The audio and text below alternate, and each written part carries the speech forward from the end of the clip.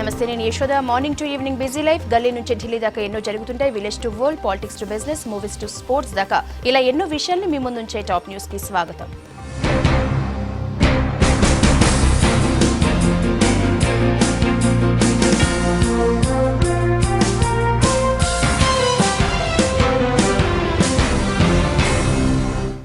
ప్రభుత్వం ప్రతిష్టాత్మకంగా చేపట్టిన మిషన్ కాకతీయను సీఎం కేసీఆర్ ఇవాళ ప్రారంభించారు. నిజామాబాద్ జిల్లా సదాశివనగర్లో చెరువు పూడికతీత పనులు షురూ చేశారు. ఉమ్మడి రాష్ట్రంలో తెలంగాణలోని చెరువులు నాశనమయ్యాయని అన్నారు సీఎం. మిషన్ కాకతీయ కోసం జనం ఉద్యమంలో తరలి రావాలని పిలుపునిచ్చారు. తెగించి తెలంగాణ సాధించినట్లే ఈ మిషన్ను పూర్తి చేయాలని అన్నారు. కాంట్రాక్టర్లు అవినీతికి పాల్పడితే జైలుకు పంపిస్తామని వార్నింగ్ ఇచ్చారు సీఎం కేసీఆర్.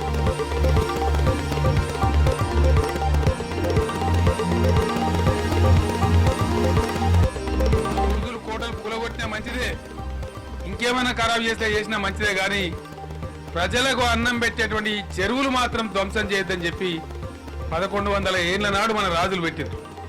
కానీ 1956లో మన కర్మగాలి ఆంధ్రప్రదేశ్లో కలిసిన పుణ్యానికి ఆంధ్ర రాజులు మాత్రం మన చెరువులన్నీ నాశనం చేసినారు.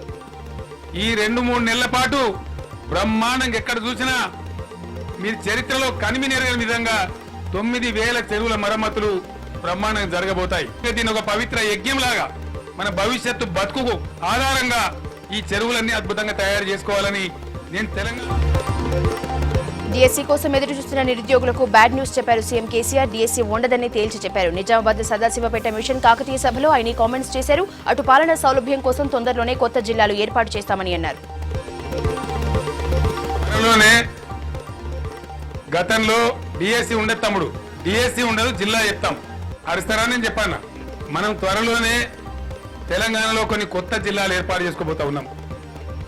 గతంలో నిజామాబాద్ జిల్లాలో 2-3 నియోజకవర్గాలతో కామారెడ్డి జిల్లా ఎట్లయితే సాధ్యం కాదని అనుకున్నాం. అప్పుడు నిజంగానే సాధ్యమయ్యే పరిస్థితి లేకుండే.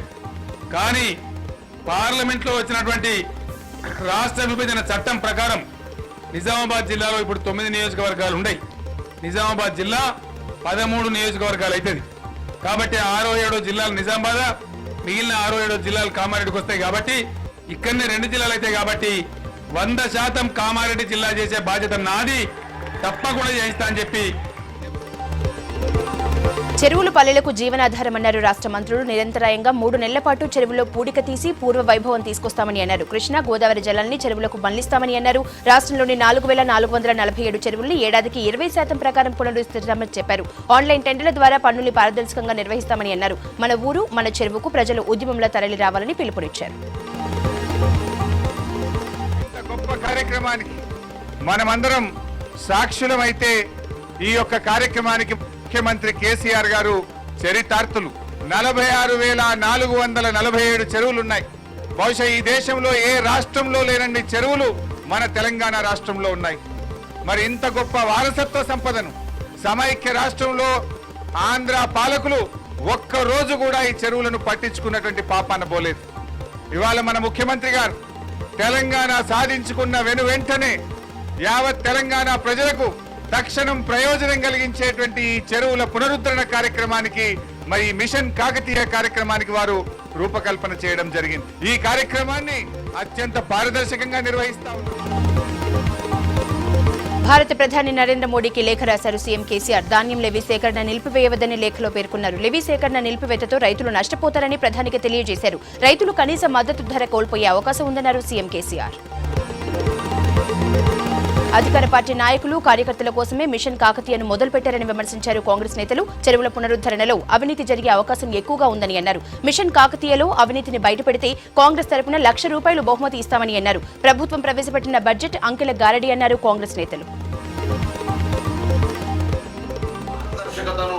నిరూపించుకోవడానికి వాస్తవంగా అందులో ఏమైనా తప్పులుంటే తప్పులను ఎత్తి చూపితే బహుమతి ఇస్తానంటే బాగుంటుండే.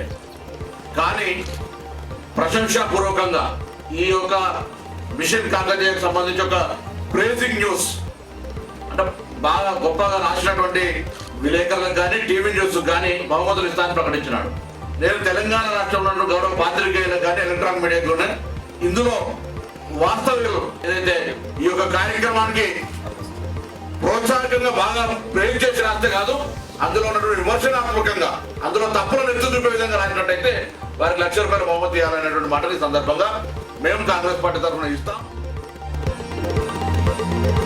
తెలంగాణ రిచ్ స్టేట్ అన్న సీఎం కేసీఆర్ బడ్జెట్ లో కోతలు ఎందుకు విధించారో చెప్పాలని అన్నారు కాంగ్రెస్ నేత పొంగులేటి సుధాకర్ రెడ్డి. ఎస్సీ ఎస్టీల సంక్షేమాన్ని మరిచిన కేసీఆర్ బీసీ సప్లాన్ ఏర్పాటు చేయడంలో విఫలమయ్యారని అన్నారు. బడ్జెట్ మొత్తం అంచనాలకు మించి వాస్తవాలకు దూరంగా ఉందని ఆరోపించారు Ponguleti.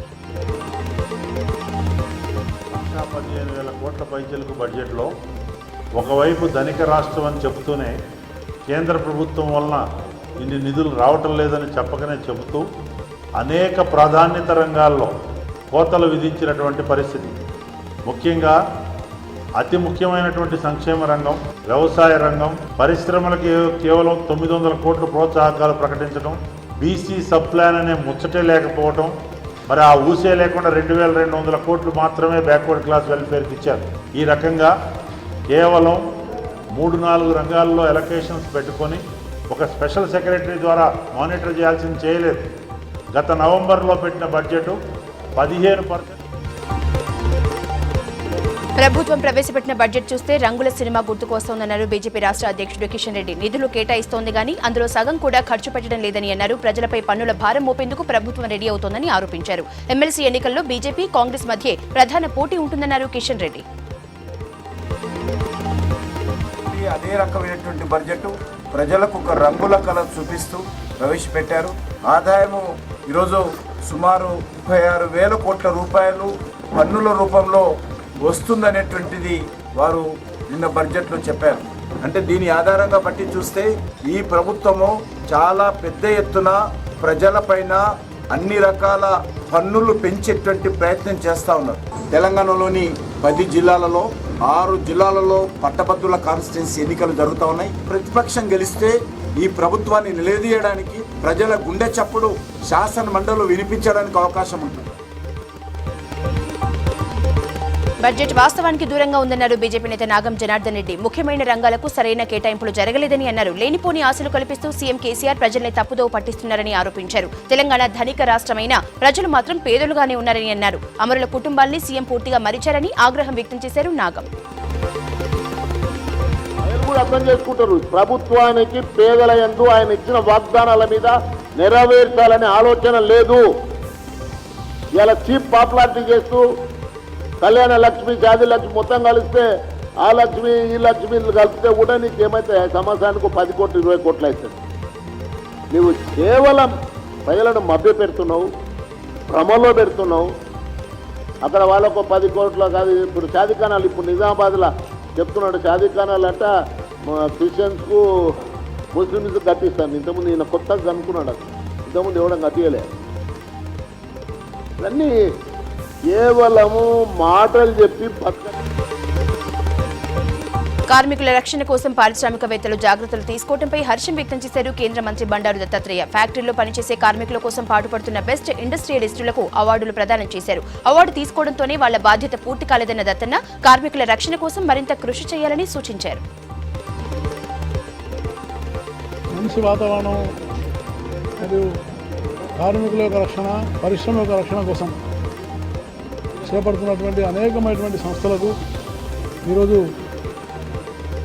Best national safety awards ఉన్నటువంటి ఒక సర్టిఫికెట్స్, మెమెంటోస్ ఇవ్వబడ్డాయి. కార్మికుల యొక్క ఉన్నటువంటి ఆరోగ్యం అనేది చాలా ముఖ్యం. ప్రమాదకరమైనటువంటి ఒక అనేకమైనటువంటి పరిశ్రమల్లో వాటి మీద సరైనటువంటి రెగ్యులేషన్స్, వాటితో పాటు ఒక మంచి వాతావరణంలో పనిచేయించేటటువంటి ఒక చట్టం అనేది రూపొందించబడింది. కాబట్టి ఆ చట్టం ప్రకారంగా ఫ్యాక్టరీస్ అమెండ్మెంట్ యాక్ట్ అవుతుందో ఈ యాక్ట్ రూల్స్ ప్రకారంగా, రెగ్యులేషన్స్ ప్రకారంగా అందరూ కూడా దీన్ని సమర్థవంతంగా నిర్వహించాలని, కేవలం ఒక అవార్డు తీసుకోవడమే కాకుండా రేపు ఈ అవార్డ్స్ తీసుకున్నటువంటి ఏ సంస్థలో కూడా ఏ రకమైనటువంటి ప్రమాదాలు రాకుండా ఉంటేనే అప్పుడు నిజమైనటువంటి ఒక అవార్డు గ్రహీతలుగా ఉంటారని. సూర్యాపేట పట్టణంలో జరుగుతున్న ఇంటర్ పరీక్షల్లో మాస్ కాపీయింగ్ జరుగుతోంది. స్థానిక సాక్షి జూనియర్ కాలేజీలో లెక్చరర్సే కాపీయింగ్ ని ఎంకరేజ్ చేస్తూ మీడియాకు అడ్డంగా దొరికారు. ఇంటర్ మొదటి సంవత్సరం ఇంగ్లీష్ పేపర్ కి సంబంధించిన ప్రశ్నలకు జవాబులు చిట్టీలపై రాసి విద్యార్థులకు అందించారు. విద్యార్థులు రాసిన జవాబు చిట్టీల్ని ఇన్విజిలేటర్లు బయటకు తీసుకురావడం కనిపించింది. ఇన్విజిలేటర్లే విద్యార్థులకు జవాబులు రాసిస్తున్నారు. డిప్యూటీ సీఎం కడియం శ్రీహరిని కించపరిచే వ్యాఖ్యలు చేశారంటూ టీడీపీ ఎమ్మెల్యే రేవంత్ రెడ్డి ఇంటిని ముట్టడించారు ఎంఆర్పీఎస్ కార్యకర్తలు. దళిత మంత్రుల్ని ఇష్టం వచ్చినట్లు మాట్లాడిన రేవంత్ రెడ్డి బహిరంగ క్షమాపణ చెప్పాలని డిమాండ్ చేశారు. ఆందోళనకు దిగిన ఎంఎస్ఎఫ్ ఎంఆర్పీఎస్ కార్యకర్తల్ని అరెస్ట్ చేశారు పోలీసులు.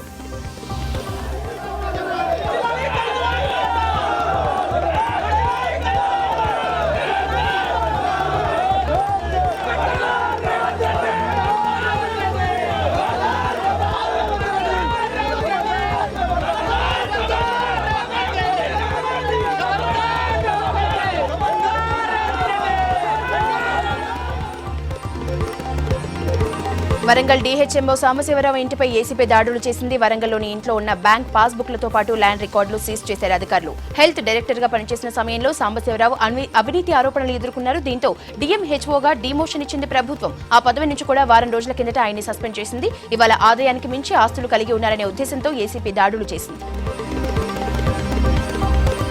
ప్రజా సమస్యలపై పోరుబాట పట్టాలన్నారు వైఎస్ఆర్ కాంగ్రెస్ అధ్యక్షుడు జగన్. లోటస్ పాండ్ లో పార్టీ ఆవిర్భావ వేడుకల్లో పాల్గొని జెండా ఆవిష్కరించారు. కార్యకర్తలు ప్రజలతో మమేకమై పార్టీని బలోపేతం చేయాలని నేతలకు పిలుపునిచ్చారు జగన్. ఈ కార్యక్రమంలో నాయకులు కార్యకర్తలు భారీగా పాల్గొన్నారు.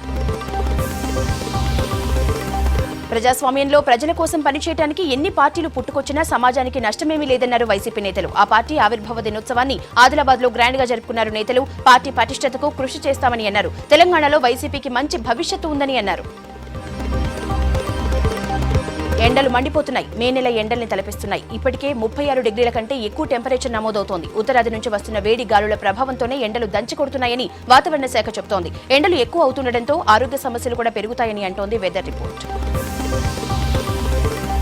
సిటీలోని ఓ హోటల్లో జరుగుతున్న జన్నత్ ఎగ్జిబిషన్ మెరిసిపోతోంది. రాజుల కాలంలో ఉండే కళాత్మక వస్తువులు ఇక్కడ స్పెషల్ అట్రాక్షన్. పలు దేశాల నుంచి తీసుకొచ్చిన ఇంపోర్టెడ్ ఐటమ్స్ ని చూసి విజిటర్స్ మురిసిపోతున్నారు. ఎగ్జిబిషన్ లోకి ఎంటర్ అయితే చాలు రాజ్ మహల్ లోకి వెళ్లినట్లే ఉందని అంటున్నారు.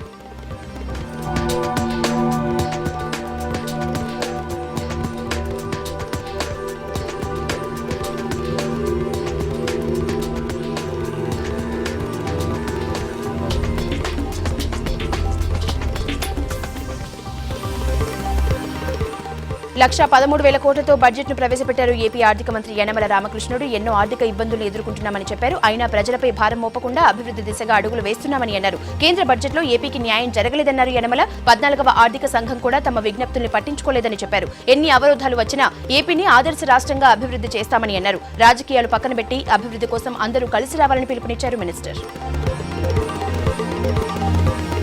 రాజధాని నిర్మించుకోవడం కోసం 1,213 కోట్ల ఆర్థిక సహాయం, తక్కిన కీలక సదుపాయాల కల్పన కోసం 41,253 కోట్ల ఆర్థిక సాయం అందించవలసిందిగా 14వ ఆర్థిక సంఘాన్ని కోరాం. కానీ 14వ ఆర్థిక సంఘం మనకు రెవెన్యూ లోటు గ్రాంట్గా 22,113 కోట్లు, విపత్తు నిర్వహణ కింద 1,823 కోట్లు కేటాయించింది. పట్టణ స్థానిక సంస్థల కోసం మనం ప్రతిపాదించిన 29,805 కోట్లకు గాను 3,636 కోట్లు, గ్రామీణ స్థానిక సంస్థల కోసం ప్రతిపాదించిన 18,633 కోట్లకు గాను 8,654 కోట్లు మాత్రమే కేటాయించింది.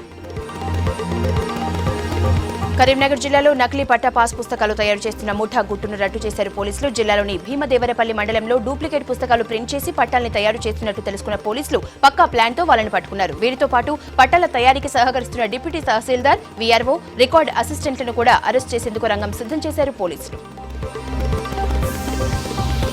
గ్రామీణ స్థాయిలో ఉన్న 5 అంచెల వ్యవస్థను మరింత డెవలప్ చేస్తామన్నారు మంత్రి కేటీఆర్. సర్పంచ్, ఎంపీటీసీల జీతాల పెంపుపై సీఎంతో చర్చిస్తామని అన్నారు. ప్రజా సమస్యల పరిష్కారంతో ముందుండాలని నేతలకు పిలుపునిచ్చారు మంత్రి. సచివాలయంలో జెడ్పీ చైర్మన్లతో భేటీ అయిన కేటీఆర్ పంచాయతీరాజ్ వ్యవస్థ బలోపేతంపై చర్చించారు. గ్రామ స్థాయిలో ప్రజా ప్రతినిధులకు త్వరలో శిక్షణా తరగతులు ఏర్పాటు చేస్తామని అన్నారు. గ్రామాలు, మండలాలు అభివృద్ధి చెందితేనే రాష్ట్రం డెవలప్ అవుతుందన్నారు కేటీఆర్.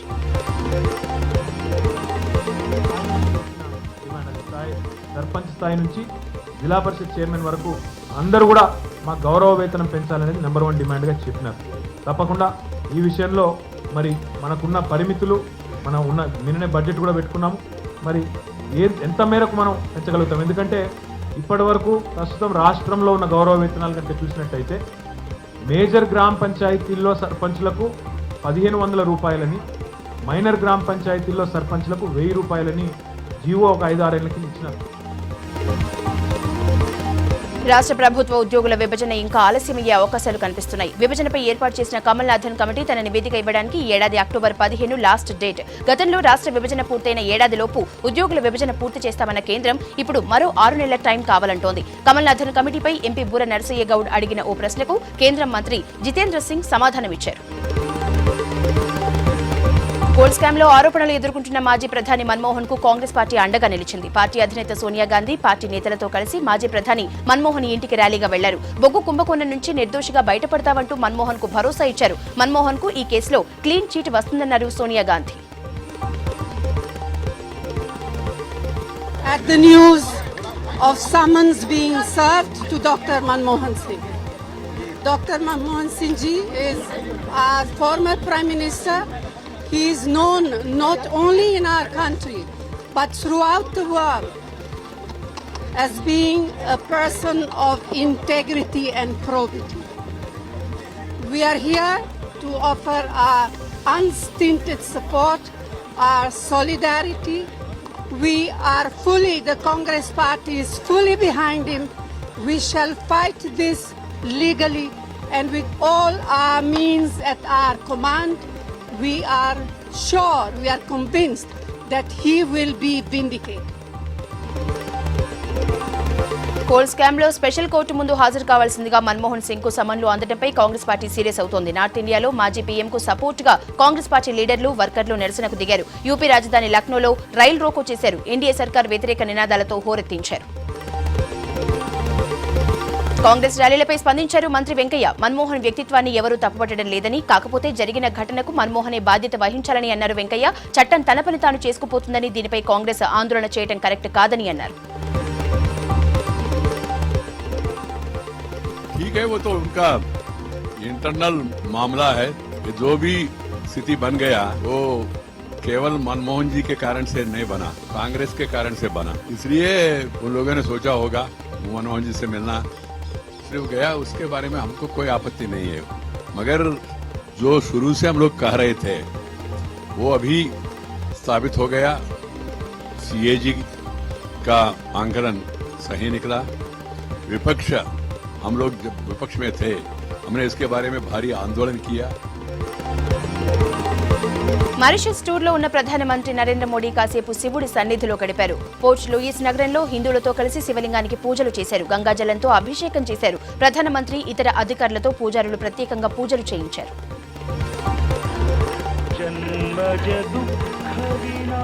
శకలింగం తత్ప్రణమామి సదా శివలింగం దేవముని ప్రవరార్చితలింగం. మరోసారి మన్ కీ బాత్ కు రెడీ అయ్యారు ప్రధాని నరేంద్ర మోడీ. ఈ నెల 22న రైతులను ఉద్దేశించి రేడియోలో మాట్లాడనున్నారు. కర్షక సోదరీమణులతో మాట్లాడనున్నట్లు ట్వీట్ చేశారు. ఇందుకోసం రైతులు వారి సలహాలు సూచనలు తెలియజేయాలని అన్నారు. తన వెబ్సైట్ కు ఉత్తరాల ద్వారా అభిప్రాయాల్ని పంపాలని కోరారు. ముస్లిం లీగ్ చీఫ్ మస్రత్ అలీ వ్యవహారంపై బీజేపీ పెద్దలు సీరియస్ గా ఉన్నారు. పీడీపీ తమ పద్ధతిని మార్చుకోకుంటే కఠిన నిర్ణయాలు తీసుకుంటామని హెచ్చరించింది. అవసరమైతే మద్దతును ఉపసంహరించుకునేందుకు కూడా వెనకాడబోమని తేల్చి చెప్పింది. ఆలం విడుదలను తీవ్రంగా తప్పుపట్టిన బీజేపీ ఆ తర్వాత వచ్చిన వివాదాలపై పీడీపీ నేత ముఫ్తీతో చర్చించింది. కాశ్మీర్ ఉప ముఖ్యమంత్రితో షా భేటీ అయిన మరుసటి రోజే ఈ ప్రకటన చేశారు కమలనాథులు. లోక్సభలో ఆలం విడుదలపై ఇవాళ కూడా వాడివేడి చర్చ జరిగింది. కాంగ్రెస్ ఎంపీ జ్యోతిరాదిత్య సింధియా, రాజ్నాథ్ మధ్య మాటలు పేలాయి. జమ్మూ కాశ్మీర్ ప్రభుత్వానికి కేంద్రానికి మధ్య కమ్యూనికేషన్ గ్యాప్ ఏర్పడిందని హోంమంత్రి సమాధానమిచ్చారు. ప్రభుత్వానికే క్లారిటీ లేదంటూ సింధియా ఫైర్ అయ్యారు. will ensure that the surveillance and monitoring of the activities of Masrat Alam Bhatt and his associates and followers, as mentioned above, is done in close tandem with the central government. With the central government security and intelligence agency in the larger interest of maintaining peace and public order and normalcy in the state of Jammu and Kashmir. लिखा है 4 तारीख के order में, however, a fresh order can be issued for detention of detainee after following the procedure prescribed in the act. जब राष्ट्रपति शासन है तो दिल्ली की सरकार ने फ्रेश ऑर्डर क्यों इशू नहीं? గంగా యమునా నది క్లీనింగ్ పై తీసుకున్న యాక్షన్ ప్లాన్ ఏంటో చెప్పాలన్నారు మాజీ మంత్రి దిగ్విజయ్ సింగ్. గతంలో మాజీ ప్రధాని మన్మోహన్ గంగా యమునా నదుల్ని క్లీన్ చేస్తామని హామీ ఇచ్చారని అన్నారు. దాన్ని అమలు చేయాలని కేంద్రాన్ని డిమాండ్ చేశారు దిగ్విజయ్. దీనికి స్పందించిన గడ్కరీ గంగా యమునా నదుల క్లీనింగ్ కు కేంద్రం కట్టుబడి ఉందని చెప్పారు. उपसभापति महोदय जी, मेरी आपसे प्रार्थना है और आपके माध्यम से सरकार से मेरी प्रार्थना है कि जो वादा पूर्व सरकार ने यमुना सफाई का जल संसाधन मंत्रालय में किया था, उन वादों को पूरा करने के लिए अपनी प्रतिबद्धता दिखाएं और माननीय जल संसाधन मंत्री जी को आप निर्देश दें कि उनका తమిళనాడులోని ఓ టీవీ న్యూస్ ఛానల్ ఆఫీస్ పై కొంతమంది బాంబులు విసిరారు. 2 బైక్లపై వచ్చిన 4 వ్యక్తులు గురువారం తెల్లవారుజామున టీవీ ఛానల్ ఆఫీస్ పై నాటు బాంబులు విసిరారు. తాళి పేరుతో త్వరలో రాబోతున్న ఓ షోకు నిరసనగా దుండగులు ఆఫీస్ పై బాంబులు విసిరినట్లు తెలిసింది. అయితే ఈ ఇన్సిడెంట్ లో ఎవరూ గాయపడలేదు. పోలీసులు దర్యాప్తు షురూ చేశారు. తమిళనాడు పుతియా తలైమూరి న్యూస్ ఛానల్ పై బాంబు దాడి ఘటన రాజ్యసభలో హీటెక్కించింది. డీఎంకే ఎంపీ కనిమొళి ఈ విషయాన్ని లేవనెత్తారు. తమిళనాట మీడియా స్వేచ్ఛ లేకుండా పోయిందని ఆమె ఆరోపించారు. మరోవైపు ఏఐడీఎంకే సభ్యులు అడ్డు చెప్పడంతో రాజ్యసభలో గందరగోళ వాతావరణం ఏర్పడింది. దీనిపై రియాక్ట్ అయిన హోం మినిస్టర్ ఈ ఇన్సిడెంట్ పై విచారణ జరిపిస్తామని అన్నారు. ఏప్రిల్లో జరిగే బీజేపీ నేషనల్ ఎగ్జిక్యూటివ్ మీటింగ్ కు బెంగళూరు వేదిక కాబోతోంది. ఏప్రిల్ 3, 4వ 2 రోజుల పాటు నేషనల్ ఎగ్జిక్యూటివ్ మీటింగ్ నిర్వహించాలని డిసైడ్ అయింది బీజేపీ. త్వరలో జరిగే బీహార్, వెస్ట్ బెంగాల్ అసెంబ్లీ ఎన్నికలపై ఈ మీటింగ్ లో ఫోకస్ చేస్తారు. అలాగే ఢిల్లీ అసెంబ్లీ ఎన్నికల్లో ఓటమిని కూడా పార్టీ లీడర్లు చర్చిస్తారు. కావేరీ నది మీద డ్యాం కట్టాలన్న కర్ణాటక సర్కార్ ప్రతిపాదనపై మండిపడ్డారు ఎండీఎంకే లీడర్ వైకో. కావేరీ నది మీద డ్యాం కట్టి తమిళనాడు ప్రయోజనాలను దెబ్బతీయడానికి ప్రయత్నిస్తోందని కర్ణాటక సర్కార్పై ఫైర్ అయ్యారు వైకో. ఈ ఇష్యూలో కర్ణాటక ప్రభుత్వానికి అవసరమైన ఆర్డర్స్ ఇవ్వాలని కేంద్రంలోని మోడీ సర్కార్ను కోరారు. డ్యాం ఇష్యూలో జోక్యం చేసుకోవాలని కావేరీ వివాదాల ట్రిబ్యునల్ను కోరారు ఎండీఎంకే నాయకుడు వైకో. దేశ రాజధానిలో మహిళలకు రక్షణ లేకుండా పోతోంది. గడిచిన 60 రోజుల్లో 291 రేప్ కేసులు నమోదయ్యాయంటే పరిస్థితి ఎంత దారుణంగా ఉందో తెలుస్తోంది. ఢిల్లీలో లైంగిక దాడుల వివరాలు తెలపాలని ప్రతిపక్షాలు డిమాండ్ చేయడంతో కేంద్ర హోంశాఖ సహాయ మంత్రి స్వయంగా పెద్దల సభలో ఈ వివరాలు చెప్పారు. మహిళలపై దాడులు జరిగాయంటూ 662 కేసులు నమోదైనట్లు చెప్పారు. రాజధానిలో పెరిగిపోతున్న నేరాల్ని అదుపు చేసేందుకు నగరంలోని ప్రధాన ప్రాంతాల్లో 5200 సీసీ కెమెరాలను ఏర్పాటు చేయనున్నట్లు తెలిపారు మంత్రి. దీనికోసం సుమారు 333 కోట్లు ఖర్చు చేయనున్నట్లు చెప్పారు. సునంద పుష్కర్ కేసు దర్యాప్తులో స్పీడ్ పెంచారు ఢిల్లీ పోలీసులు. శశి థరూర్ ని ప్రశ్నించిన పోలీసులు ఈసారి పాకిస్తాన్ జర్నలిస్ట్ మెహర్ తరార్ ను ప్రశ్నించడానికి రెడీ అవుతున్నారు. అయితే మెహర్ తరార్ ను ప్రశ్నించే ఇష్యూపై ఇంకా ఎలాంటి నిర్ణయం తీసుకోలేదని అన్నారు ఢిల్లీ పోలీస్ కమిషనర్ బసి. మెహర్ తరార్ కు కూడా ఈ కేసుతో సంబంధం ఉండటంతో ఆమె నుంచి కూడా ఇన్ఫర్మేషన్ తీసుకుంటామని అన్నారు ఢిల్లీ పోలీస్ కమిషనర్.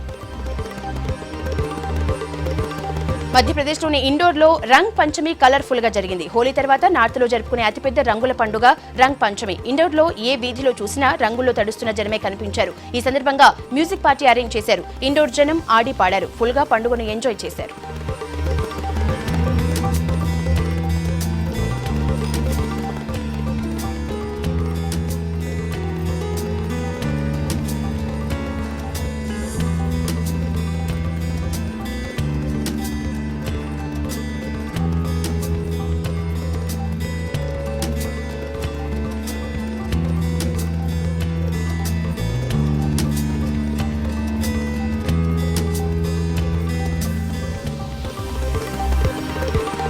ఐదుగురు సభ్యులున్న చైనా డెలిగేషన్ టీం మహారాష్ట్రలోని ఔరంగాబాద్ లో సందడి చేసింది. ఔరంగాబాద్ మున్సిపల్ కార్పొరేషన్ పనితీరును పరిశీలించింది. సివిక్ ప్రాబ్లమ్స్ పరిష్కరించడానికి మున్సిపల్ కార్పొరేషన్ అధికారులు ఏమేం చర్యలు తీసుకుంటున్నారో అడిగి తెలుసుకుంది. రాబడి పెంచుకోవడానికి తీసుకుంటున్న చర్యల్ని పరిశీలించింది. ఈ సందర్భంగా చైనా ప్రతినిధుల్ని సత్కరించింది ఔరంగాబాద్ మున్సిపల్ కార్పొరేషన్. ఎడతెరిపి లేకుండా మంచు వర్షం కురుస్తున్నా డ్యూటీ మారటం లేదు. కాశ్మీర్లోని పారామిలిటరీ బలగాలు మంచు వర్షాన్ని తట్టుకుంటూనే డ్యూటీలు చేస్తున్నారు. కొండలు కోనల్లో గస్తీగా తిరుగుతున్నారు. గతంలో ఎన్నడూ లేనంతగా ఈ ఏడాది కాశ్మీర్లో మంచు వర్షం కురిసింది. నేషనల్ హైవేను కూడా మూసివేశారు. వెహికల్స్ ఎక్కడివక్కడ నిలిచిపోయాయి.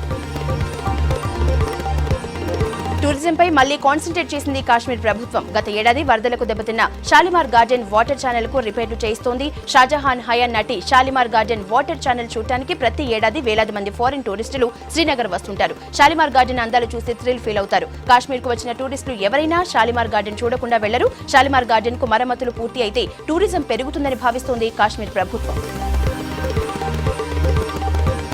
కోచిలో జరుగుతున్న హ్యాండీక్రాఫ్ట్స్ ఎగ్జిబిషన్ కు మంచి రెస్పాన్స్ వస్తోంది. ట్రెడిషనల్ ఆర్ట్స్ క్రాఫ్ట్స్ ను ఎంకరేజ్ చేయడానికి కైరాలి సంస్థ ఈ ఎగ్జిబిషన్ ను ఏర్పాటు చేసింది. దేశవ్యాప్తంగా అన్ని ప్రాంతాలకు చెందిన హ్యాండీక్రాఫ్ట్స్ బిజినెస్ మ్యాన్ ఈ ఎగ్జిబిషన్ లో తమ ప్రొడక్ట్స్ ని డిస్ప్లే చేశారు. ఈ నెల 25 వరకు హ్యాండీక్రాఫ్ట్స్ ఎగ్జిబిషన్ జరుగుతుంది. Karachi south Asian fashion show అదిరింది. పాకిస్తాన్ మోడల్స్ తమ అందాలతో ర్యాంప్ పై హోయలుపోయారు. క్యాట్ వాక్ చేసి వావ్ అనిపించారు. సార్క్ దేశాల మధ్య బిజినెస్ ట్రేడ్ రిలేషన్స్ ను డెవలప్ చేయడానికి ఈ ఫ్యాషన్ షోను ఏర్పాటు చేశారు ఆర్గనైజర్స్. ఈ ఫ్యాషన్ షోకు మంచి రెస్పాన్స్ రావడంతో వచ్చే ఏడాది బంగ్లాదేశ్ లో ఏర్పాటు చేయాలని డిసైడ్ అయ్యారు ఆర్గనైజర్స్.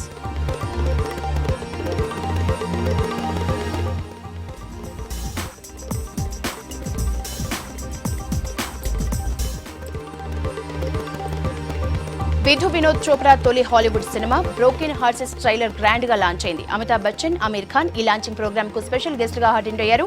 ఇద్దరు బ్రదర్స్ మధ్య రిలేషన్స్ ను బేస్ చేసుకుని ఈ సినిమా తీశారు చోప్రా. అమెరికా, మెక్సికో సరిహద్దుల్లోని గ్యాంగ్ వార్స్ బ్యాక్ డ్రాప్ లో తీసిన బ్రోకెన్ హార్ట్స్ మూవీ ఏప్రిల్ 10వ తేదీన రిలీజ్ కాబోతోంది.